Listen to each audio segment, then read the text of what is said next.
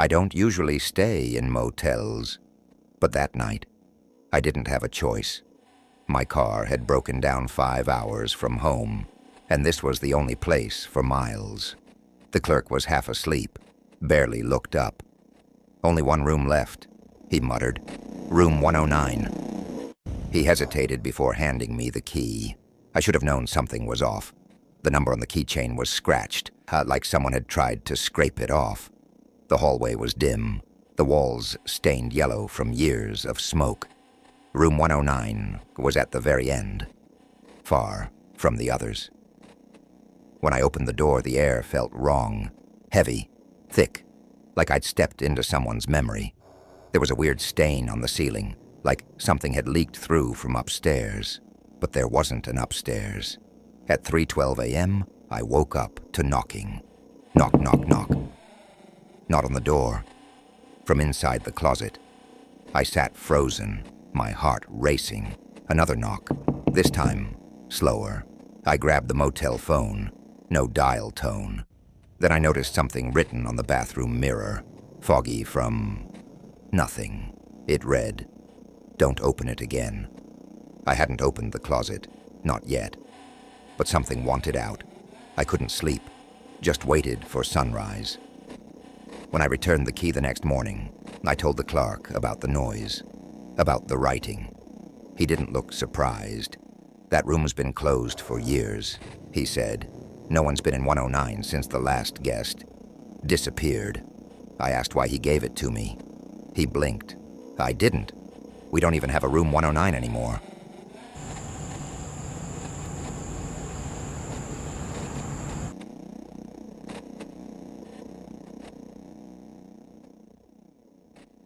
Deep in the woods, a group of 5 college students sit around a campfire, laughing and roasting marshmallows.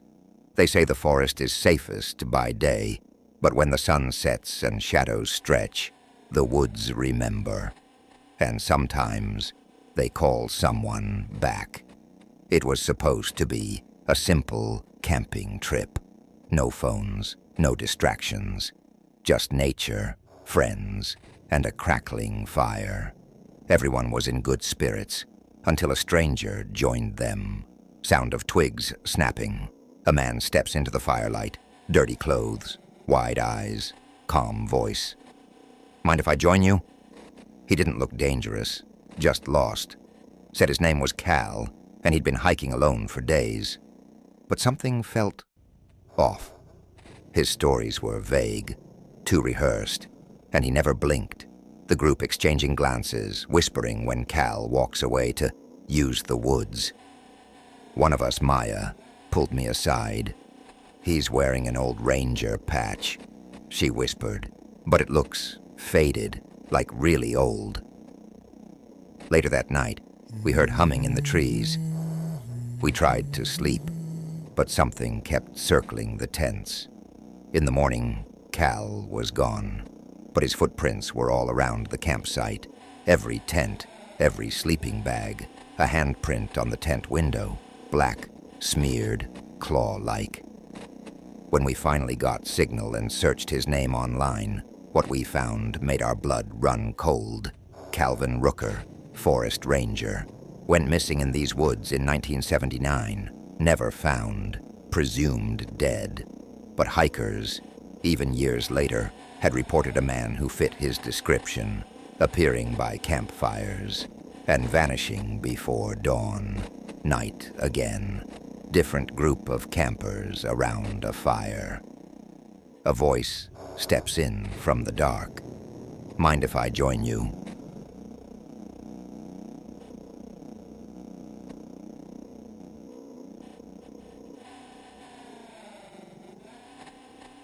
It was supposed to be a simple drive home, a 2-hour trip.